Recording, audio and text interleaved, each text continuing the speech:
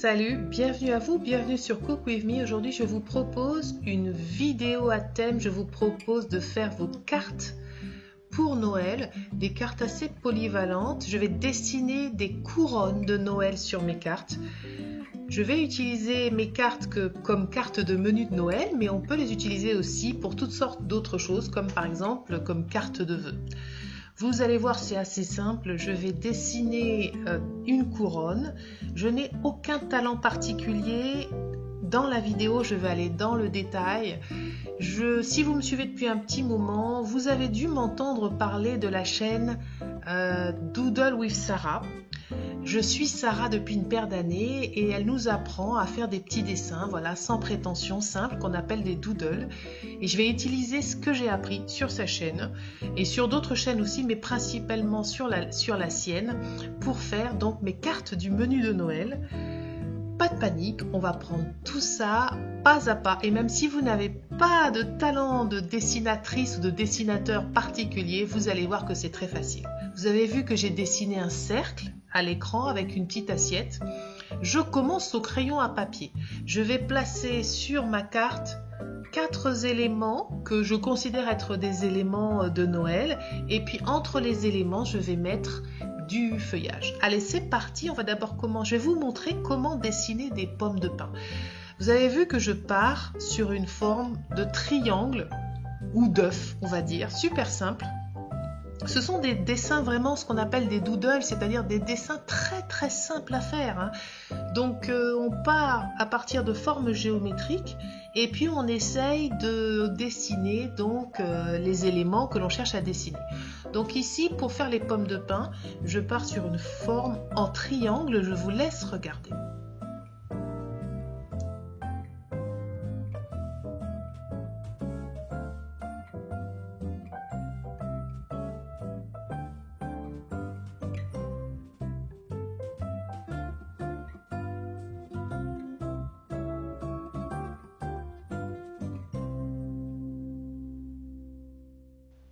Alors bien sûr, pour les besoins de la vidéo, j'ai filmé en très gros plan pour vous sur feuille blanche avec un feutre noir. Mais dans les cartes, j'ai choisi des couleurs pour faire mes pommes de pin, hein. J'ai choisi de faire noir sur blanc pour que ça soit beaucoup plus visible pour vous. Le deuxième élément qui sera dans ma couronne, c'est le gland. Et vous allez voir que la technique pour en faire n'est pas très compliquée. Pour faire le chapeau tout en haut, il y a 2 façons de faire. La première que vous venez de voir en forme de haricot ou tout simplement faire une forme de cloche. C'est encore plus simple. Et vous allez voir qu'au final, ça donne un bon résultat. Donc vous faites votre choix si vous voulez faire une forme un petit peu comme un haricot ou une forme en forme de cloche. Vous allez voir aussi qu'il y a 2 manières de faire le chapeau qui est tout au-dessus. On peut soit le faire pour le démarquer avec des rayures en diagonale, soit on peut faire un quadrillage. J'ai hésité, voilà, et puis finalement j'ai choisi les rayures diagonales, mais je trouve que le quadrillage est joli. En dessous, dans la partie basse, j'ai fait une partie blanche qui ne sera pas colorée sur les cartes. Voilà. J'ai fait quand j'ai coloré ces glands, j'ai fait le chapeau en marron foncé et le dessous en marron clair. Ensuite, le cupcake, c'est le 3e élément de cette carte, de cette couronne. Vraiment facile à faire. Je commence par faire une forme qui est presque un rectangle en dessous la base du cupcake. Ensuite, regardez. Je vous laisse regarder. Vous voyez, il n'y a rien de vraiment très compliqué dans ces tout petits dessins. Et le résultat est vraiment très très joli. Aucune complexité particulière ici.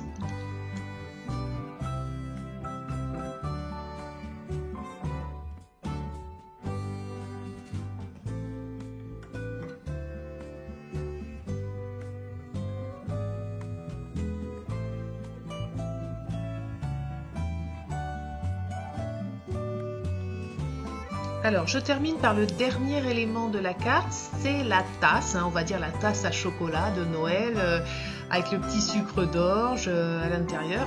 vraiment facile à faire. On commence déjà par faire la forme de la tasse, la anse, la soucoupe en dessous. Bon, c'est vraiment du dessin très simplifié. Il n'y a rien de vraiment très compliqué. En plus de ça, j'ai filmé voilà, la vitesse à une vitesse tout à fait tranquille et puis je détaille bien. Sur le cupcake, je fais la petite mousse, n'oubliez pas. Et puis le sucre d'orge, on peut aussi faire, j'ai fait d'autres modèles où j'avais fait une paille, voilà, une paille pour boire le chocolat. Vous voyez, je vais tout vous montrer en détail et puis ensuite, à la fin de la vidéo, vous verrez comment j'assemble tout ça. Pour les feuillages, juste des traits, des lignes, hein, une grande ligne, un trait droit et puis des traits parallèles.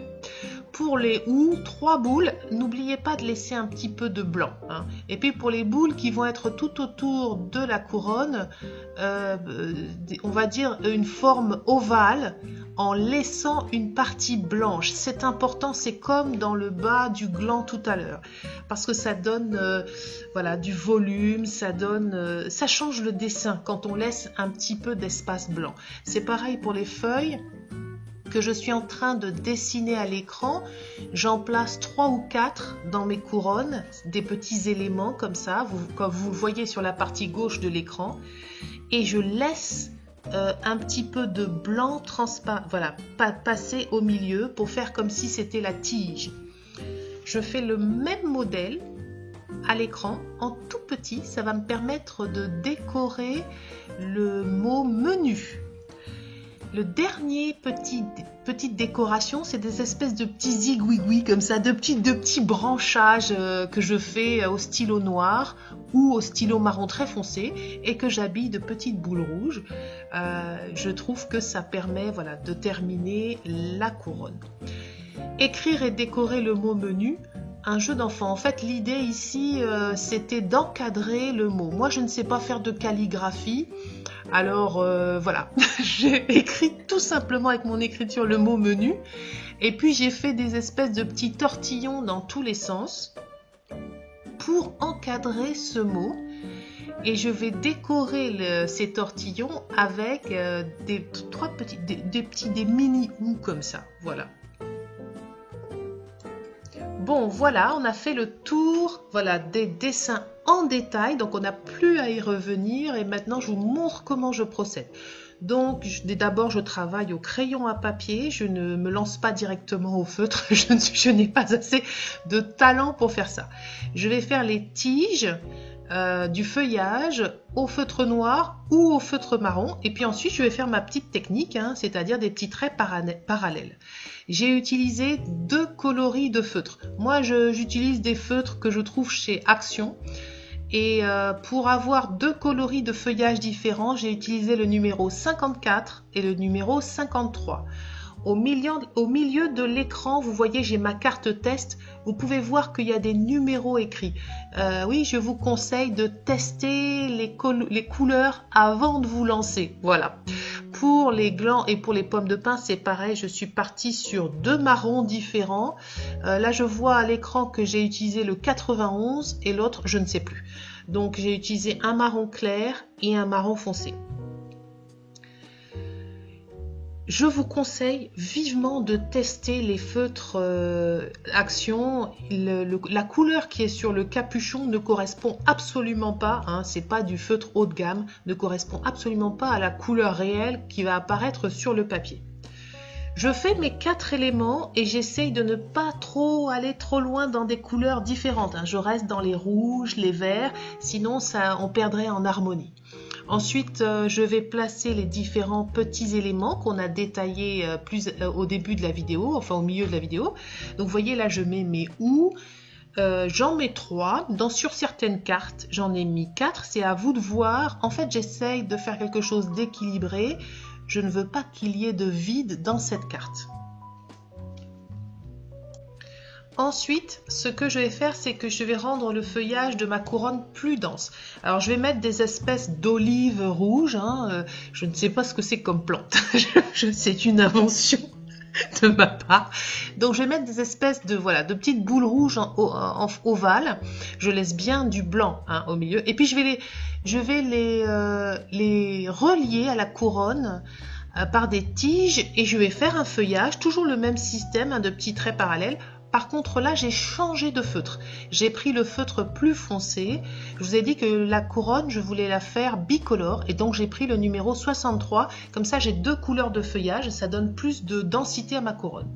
Et puis je fais mes petits zigouigouis comme je vous ai montré tout à l'heure avec un petit stylo noir et je mets les toutes petites boules.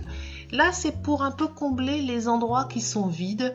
Je mets ces petites tiges sans feuillage avec des petites boules.